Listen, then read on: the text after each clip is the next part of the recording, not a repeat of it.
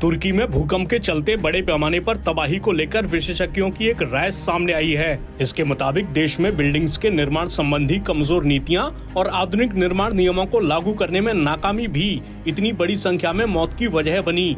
News agency AP के मुताबिक विशेषज्ञों का कहना है कि रियल एस्टेट सेक्टर में उछाल उन क्षेत्रों में आया था जो भूकंप के नजरिए से संवेदनशील थे, लेकिन वहां आधुनिक निर्माण कानूनों की पूरी तरह अनदेखी की गई।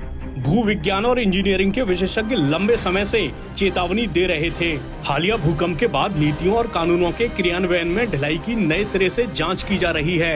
यूनिवर्सिटी कॉलेज लंदन में आपातकालीन योजना के प्रोफेसर डेविड अलेक्जेंडर ने कहा, ये आपदा घटिया निर्माण के कारण हुई है, भूकंप से नहीं। तुर्की के चैम्बर ऑफ आर्किटेक्ट्स के अध्यक्ष आयप मुहकू ने कहा, ये सामान्य ज्ञान है कि हालिया भूकंपों से प्रभावित क्षेत्रों में कई इमारतों को घटिया सामग्रियों से बनाया गया था और अक्सर सरकारी मानकों का पालन नहीं किया गया।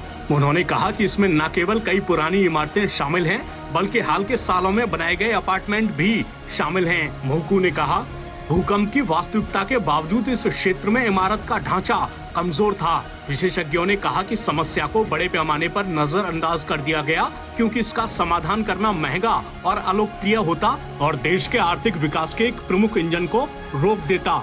इस बीच तुर्की के राष्ट्रपति रसेप तैयब अर्दोआन ने कमियों को स्वीकार किया है। आपदा के बाद अर्दोआन के न्याय मंत्री ने कहा कि वे नष्ट इमारतों की जांच करेंगे। उधर विशेषज्ञों ने भूकंप को इतना घातक बनाने के बारे में एक कठोर वास्तविकता की ओर इशारा करते हुए कहा कि भले ही तुर्की के पास कागजों में भवन निर्माण संहिता है जो मौजूदा भूकंप इंजीनियरिंग मानकों को पूरा करती है, लेकिन ये बहुत कम ही लागू होती हैं। इस बीच बहुत से लोगों का ये भी मानना है कि बचाव अभियान की धीमी गति ज्यादा मौतों की वजह बनी।